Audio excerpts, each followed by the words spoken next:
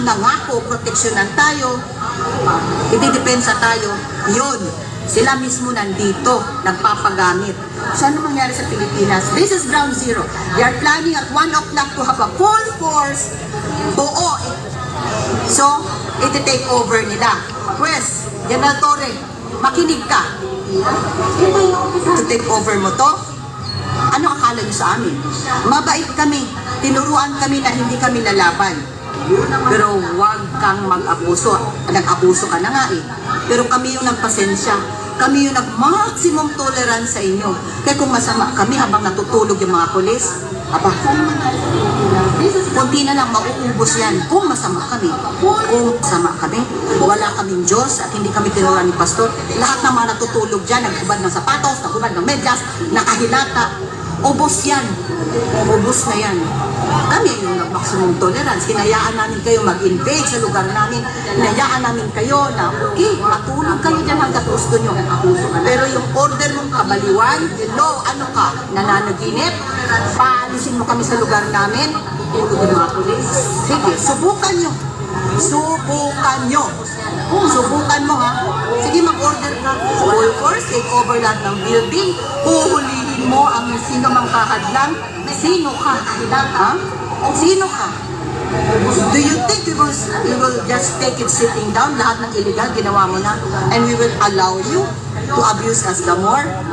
You are mistaken. Nagkakamali ka. Nagkakamali ka. Yung kabastusan mo, matatapos yan. Yung kademonyohan mo, yung kamunduhan mo, huwag mong ipahin sa aming mahal na pastor, ha? Kahit iba kami, ibahin mo. Ayan, si Sis Eleanor Cardona po yan, guys. Executive Secretary ng KOGC. Nakikinig lahat ng mga pulis mo na nandito. Pero alam namin may matitino. Alam namin pagod na din sila sa kabiliwan mo. Baliw ka. Hangal ka. Demonyo ka. Tore? Demonyo ka. Wala ka ng kahihiyan. Sinangla mo na yung kaluluwa mo sa interno. Even if you do that invasion today, 1 o'clock, 2 o'clock, 3 o'clock, subukan mo ha. Subukan nyo. Tanggalin yung camera, puputulin nyo yung tubig namin, mag-i-invade kayo. We will not take that sitting down. Huwag nyo kaming sagarin. Sagarin nyo kami mamaya, makikita mo.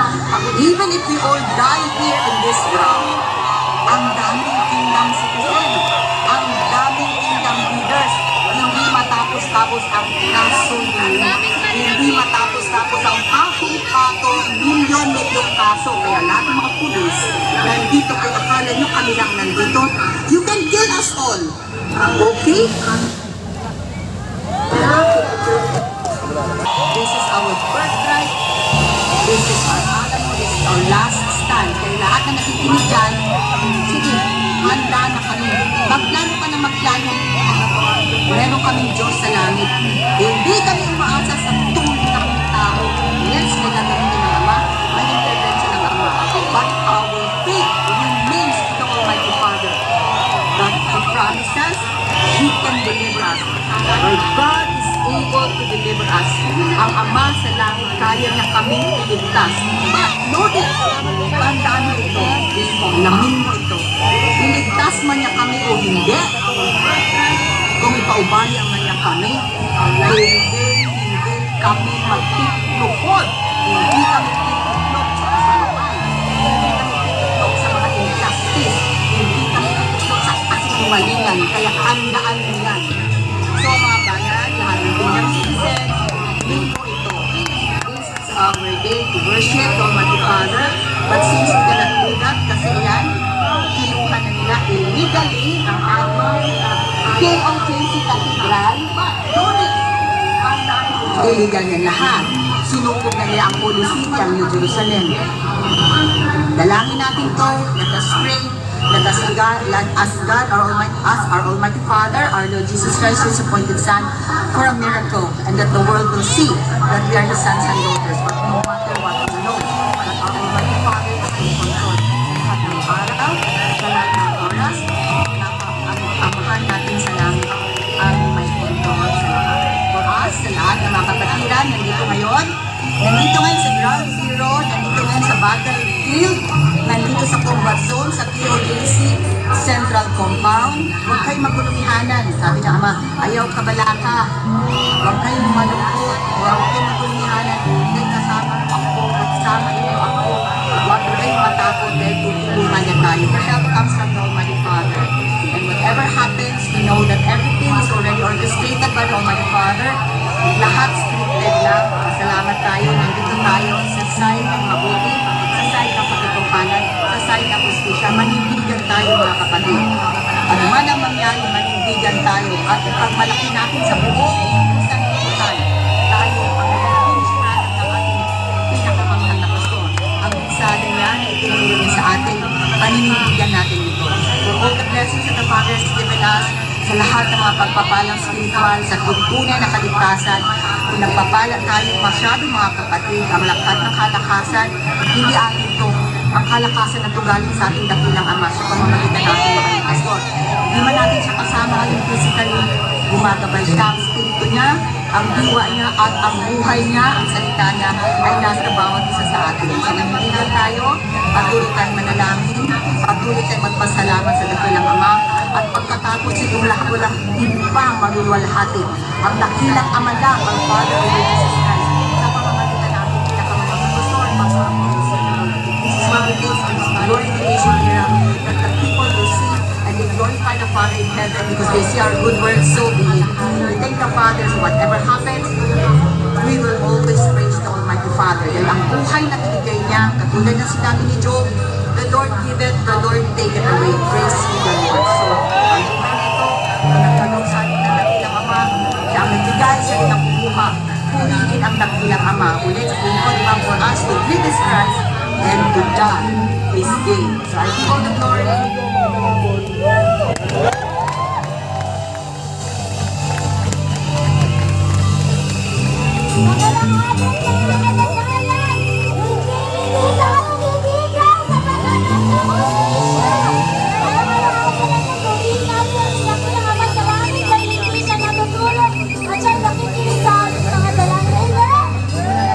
Doon, patuloy ang paglagablab ng lakas ng loob at paninindigan ng sambayanang Pilipinas.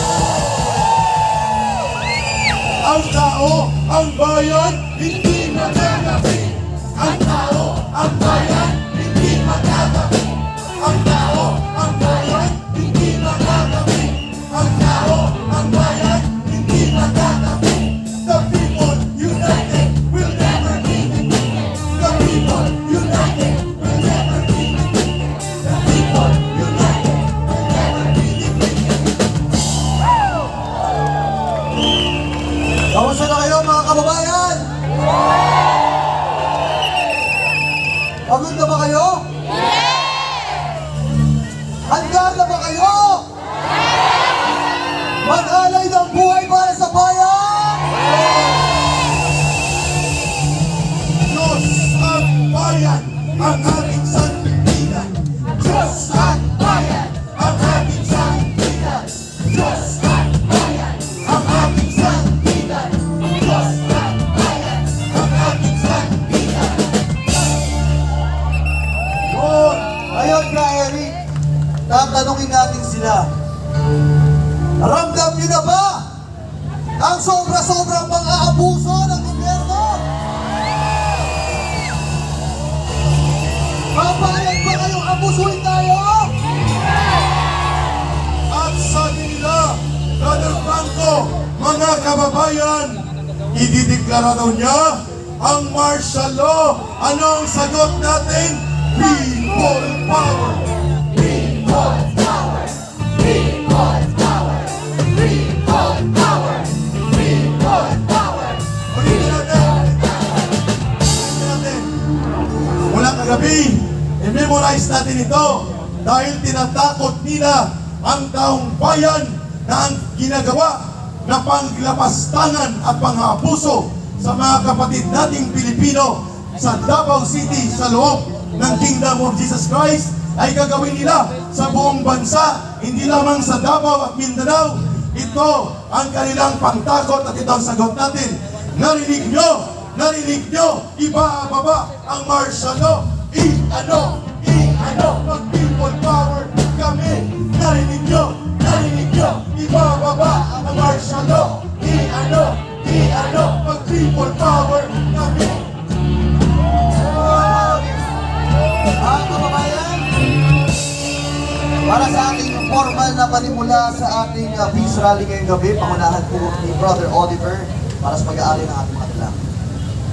Manatili po tayo nakatayo. Mga kababayan, ipapakita po natin ang kasalukuyang sitwasyon sa KOJC. Ito po ang higit sa 6,000 kapulisan na naka-formation sa harapan at sa loob ng compound. Ito po ang ating mga kapatid. Patuloy po silang nananalangin.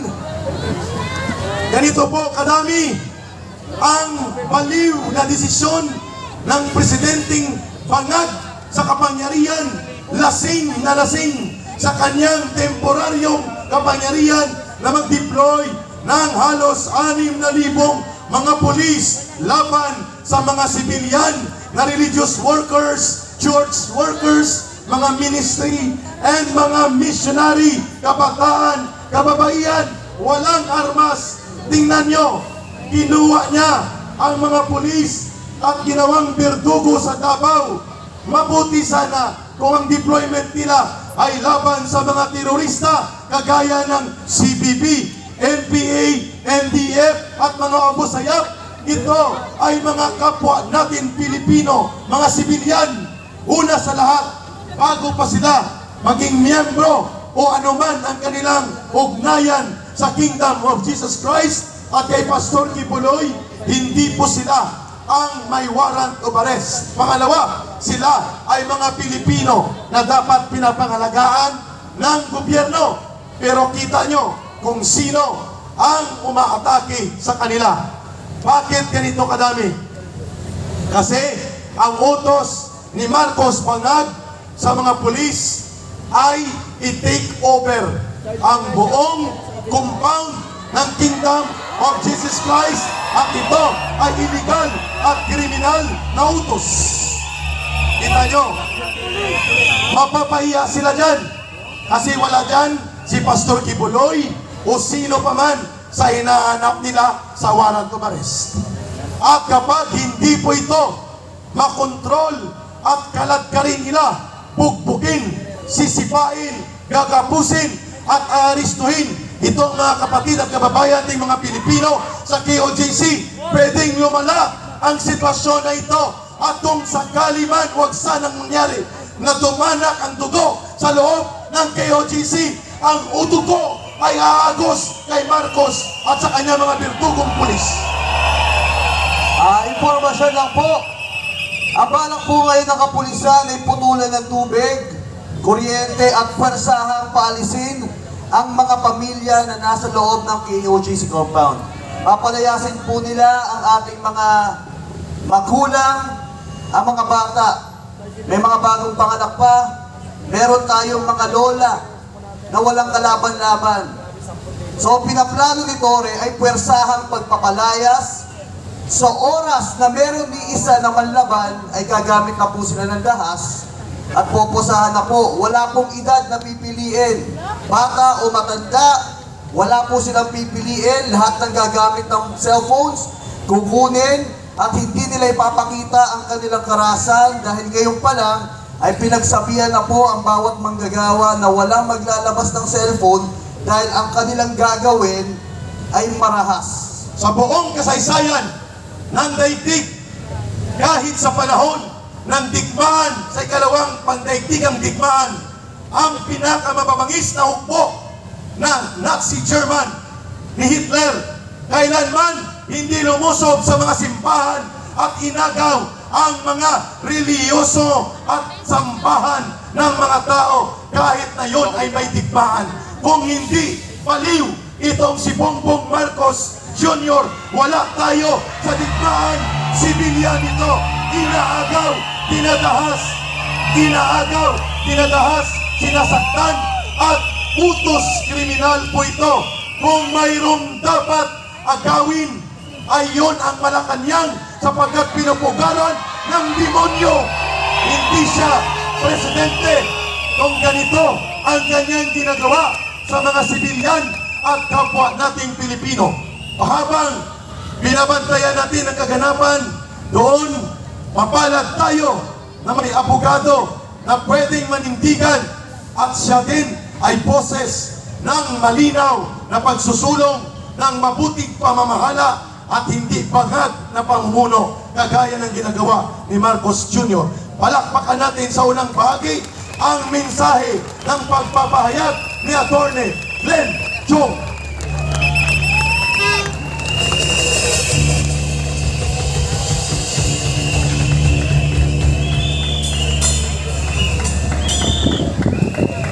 Kuya Eric, thank you. Pang-5 araw ko na to. So, talaga ako rito. You know, in biblical times, there was the story, the famous story of David and Goliath. Di po ba? Alam natin lahat yan. Si Goliath ba yung higante? At si David yung maliit. Powerless. Tayo yon. Tayo si David. Kasi naniniwala tayo unang-una sa Diyos. Yes! Yun naman ang post natin eh. Pero itong dalawang bangag na nasa Malacanang, ang post nila nandun sa impyerno. Tama! So kaya, they epitomize Goliath. Oh, Goliath because sila ngayon ang nakaupo doon sa Malacanang, di po ba? At nasa likod nila, ang pinakamakapangyarihang bansa sa buong mundo, ang Estados Unidos. Si Lisa Marcos yan. Maniobra yan ni Lisa Marcos na lumuhod doon sa mga Amerikano. Kasi takot si Bongbong Marcos na patalsikin siya ng mga Amerikano tulad ng niyang tatay. Sinabi niya sa amin yan habang nagdi-dinner kami buwan-buwan sa loob ng 6 na taon na kasama ko sila. The Americans removed my father. So yan yung deep-seated insecurity ni Marcos. Kaya nung kampanya, lumuhod si Lisa sa mga Amerikano. Tinawagan niya ako at sinabi niya, gumawa ka ng executive summary ng mga kaso ni Leni Robredo. Unahan na natin para tayo yung malapit sa Amerikano at hindi tayo maunahan ni Robredo. So ako yung inutusan niya. Best friend pa kami nung panahon na yun eh. Hindi ko rin alam na bangag pala. Drug pusher to be exact si Lisa Marcos. Yun! Linawin natin. So, now we are faced with the power of government. Itong mga kapulisan natin against ating mga kapatid sa KOJC. That's a classic David and Goliath battle. Di po ba? Tayo dito mga David din tayo. Come to think of it, we are fighting a giant that is godless. We are fighting a giant that is drug-crazed. Mga bangag. At least tayo hindi bangag, di ba? Ang bangag hindi naniniwala sa Diyos. Tayo hindi bangag naniniwala tayo sa Diyos, di ba? Sino ba naman ang magbibigay sa atin ng tagumpay kundi yung boss natin sa langit, di ba? So let's keep our faith. Ngayon, yung mga nandyan sa kalsada, dumadaan lang, one day they will be with us. By the power of God, let's claim it. Tayo lang dito ang forerunner. Pero dadami tayo one day soon. At makamtan din natin ang ating kalayaan mula sa pamamahala ng mga bangag. Alam niyo mga kababayan, 6 na taon akong kasama nitong mag-asawang ito. Pero at least hindi naman ako inoperan ng cocaine ni Lisa Marcos. Kasi alam naman niya na hindi ako ganyan. Pero si Kati Binag inoperan niya, do you want? Sabi ni Kati Binag, no, I don't do it. And then sabi ka Marcos, then why are you here? You're not supposed to be here. Ganyan si Lisa Marcos magpi-flip yung attitude pag hindi niya nagustuhan ang sagot niyo. So, ito naisip mo lang ngayon na lang. Noong panahon ng kampanya, ang SMNI ang nagbigay sa kanila ng plataforma platform para makapangampanya si Marcos, di mo ba? Lahat ng mainstream media kalaban ni Marcos. Ang SMNI lang ang tumulong sa kanila. Si Pastor Kibuloy tumulong sa kanila. Anong ginawa nila kay SMNI? Ginorkor. Si Pastor Kibuloy, sisirain pa yung buong 30-hectare compound ng KOJC para lang siya mahanap. Oh, katrayduran yun, di mo ba? Hindi lang katrayduran sa SMNI, hindi lang katrayduran kay Pastor Kibuloy. Sino pa ba? Ako! Excuse me lang po, Atty. Okay, sige. Tanggap po muna tayo ng ating live report sa ating kaganapan. Sige, pasok.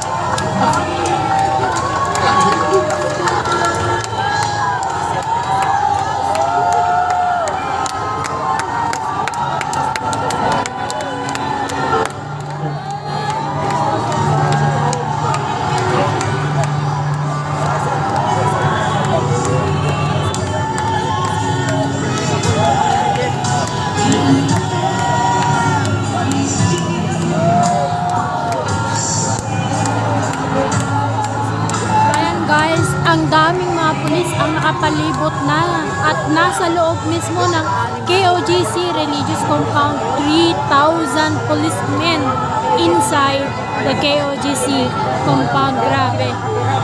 Pati sa labas meron.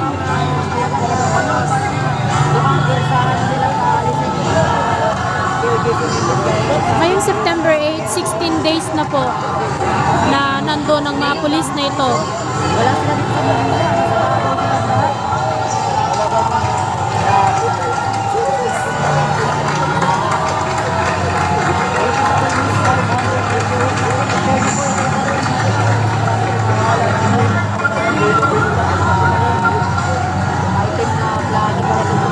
Grabe.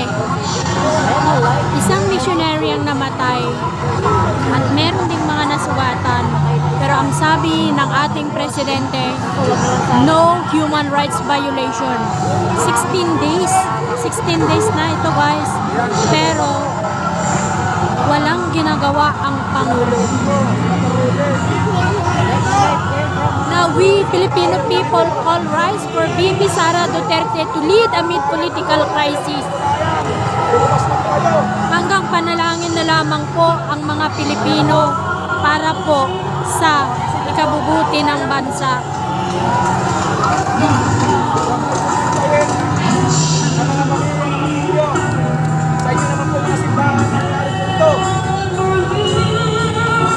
Mga kapatid, makiisa po tayo. Manalangin tayo para sa ating mga kasamahan.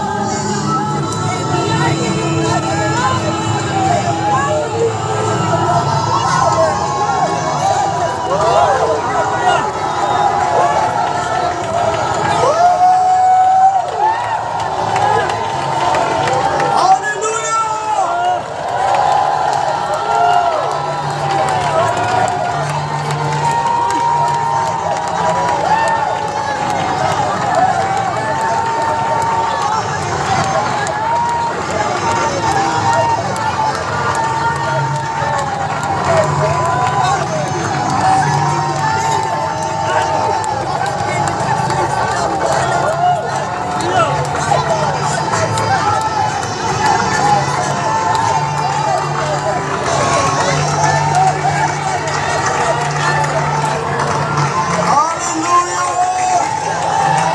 Amahan na sa kami nga binibili mo pasandan!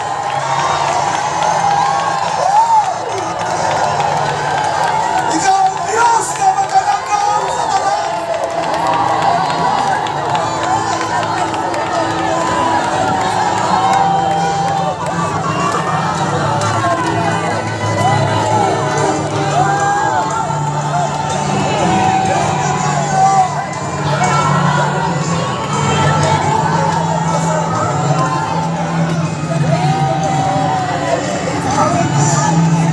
Ang imong pagbuot may magtuwa na lahat!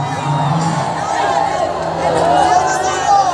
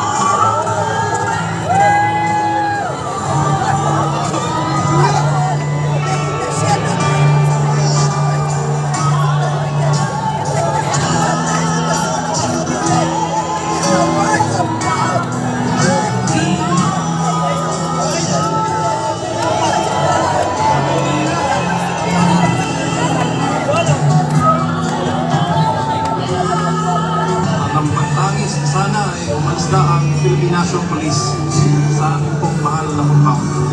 Wala man tayong mga armalite, wala tayong mga baril. Ang meron na lang tayo ay manalangin na hindi nila gawin. Manonood tayo at bantayan natin kung anong gaganapan ng Atty. Quinchong. Thank you for your solidarity. Speakers, stand by. Sabi nila kay UJ At daw ito. Oy, mga tanga. Tinutukan ng baril at kinaladkad ang mga manggagawa sa Tamayong. Hindi pa kasama yon ang August 24 up to ngayon, September 8.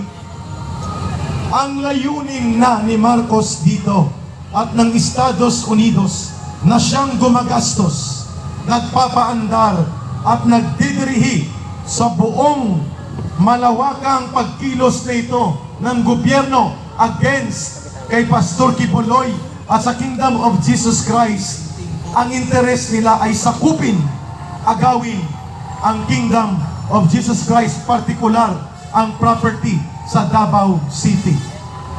Layunin nilang wasakin at durugin ang inyong diwa ng pananampalataya at ang inyong pagtindig kay Pastor Kibuloy at sa kongregasyon ng KOJC sapagkat kayo ang simbolo ng natitirang lumalaban para sa katotohanan sa panahon na nabili na, nabusalan na, tinakot na, at tumiklop ang lahat, media, korte, military, officials ng gobyerno, pati mga tradisyonal na malalaking grupo ng sekta ng simbahan, lahat ng ito ay nagbubulag-bulagan, nagbibingi-bingian, at walang paninindigan sa gitna ng pananalasa ng Estados Unidos at ng tarang pagkakapapit ni Marcos upang sundin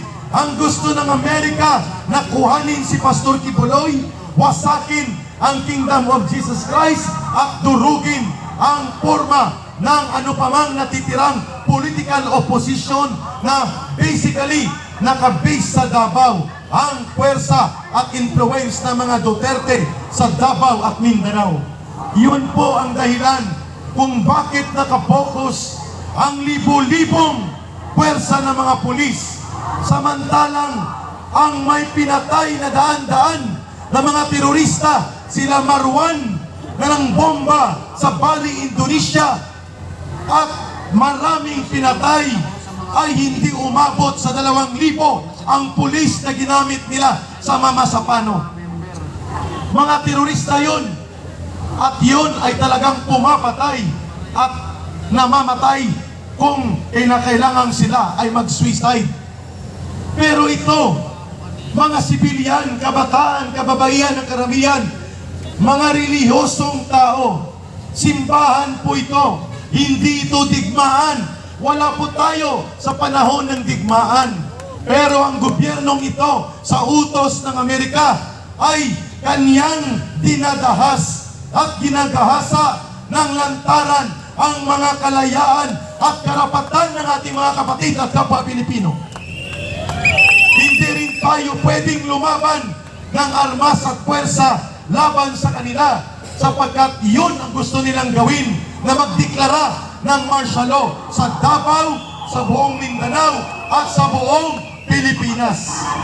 Kaya ang naiiwan sa atin, panalangin, pagbubunyag, mapayapang pagtutol at paglaban, hindi dahas at armas, legal na pamamaraan sa korte,